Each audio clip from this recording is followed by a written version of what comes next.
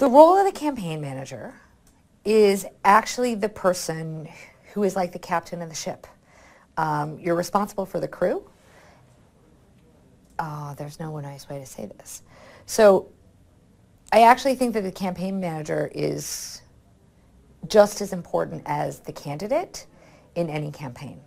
So the candidate's job, once you've decided that you're running, once you've identified what your core values are and what you want to accomplish when you're elected to office, so that's actually the value proposition, the 3 things you really want to change in the world, the candidate's job is to be out talking to voters all day, every day, from sun up to sundown, and sometimes longer than that, to be empathetic, to be smiling, to be listening, and to be pitching the 3 things they care about and what they're going to do about it to the voters. All of the other details about how you manage a campaign are in the hands of the campaign manager. So the campaign manager is responsible for managing the finances, not necessarily doing all the fundraising, but making sure that the fundraising team is taking care of bringing in the resources, connecting with the CFO or the official agent of the campaign, and making sure that for no reason ever is a rule being broken or going awry. They're responsible for knowing that the canvas director is on top of managing the team. So you've got your door canvas, you've got your phone canvas, you've got your digital campaign, you've got your, in a lot of communities you might have a particular multilingual outreach team or neighborhood specific teams. Campaigns work with the snowflake model where you have a block captain who's rolling out.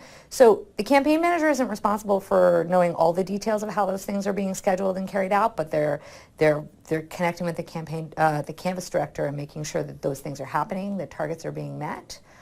And the campaign manager is responsible for not necessarily being the rock or the foundation point for the candidate, but in a lot of cases you are, because actually facing the public every day, all day, in the snow and the rain, which is often the case in Canada, is emotionally exhausting.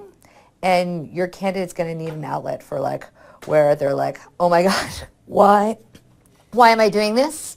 I was chased by 3 dogs today, 4 of the seniors who I thought loved me because of all that thing I did at the senior center screamed at me about how useless I was. And I'm like, if they don't have my back, then why am I even in this?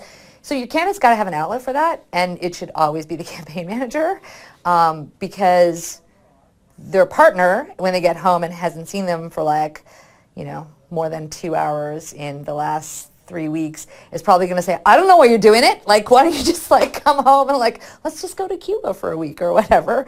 And you certainly don't want them sharing those feelings with anyone who's a community influencer. And your candidate's close circle of friends are probably the chair of the parent council or the local soccer captain. So you don't want anyone outside of the campaign to see a fissure. So the campaign manager really is a rock to the candidate. But candidates don't like this, but really the reality is in a campaign, once the campaign is rolling, the candidate has relinquished the keys. They're no longer the driver. They're in the back seat of the car being driven, or on the back of the bicycle, depending on what your mode of transportation is. But it's really the campaign manager who has all the responsibility and should have all the trust to be making the day-to-day calls. And they can't do it all themselves. They need to have a really good team behind them that they're delegating to and supporting and managing. But it's a huge role being a campaign manager. It's not something you do off the side of your desk.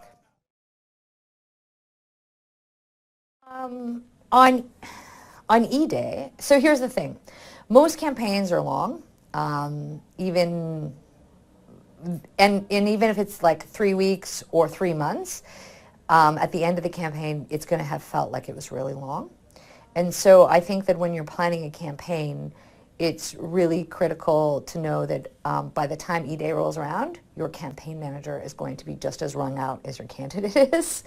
And so a really critical part of planning your campaign team is having an E-Day chair or an E-Day coordinator.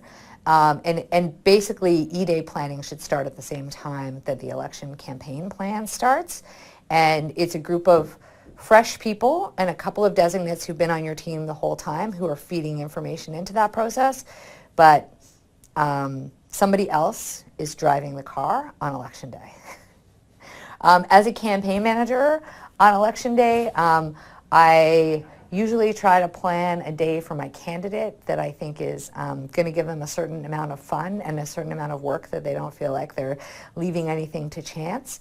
I usually try to find like their closest friends and allies and line up opportunities for them to go canvass with those people in a block where I know they're going to get some love.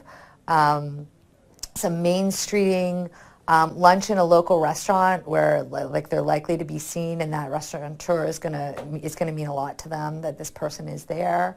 Getting them to go vote with their kids if they have kids, or a couple of their really good friends from their soccer team or whatever, depending on who the candidate is. And I either run a zone house where I'm out of the campaign office, I'm not in the hot seat, and I'm doing something, so I'm keeping myself busy, but I'm also not panicked and hysterical and trying to second guess somebody else's leadership either. And if there's trouble, like if there's like some sort of thing that's blown up in the media, you're available and you're managing that issue. And unless your candidate really needs to respond, you've got your plan, you stick to the plan, and you don't deviate from it. And it's a keep calm, carry on kind of day.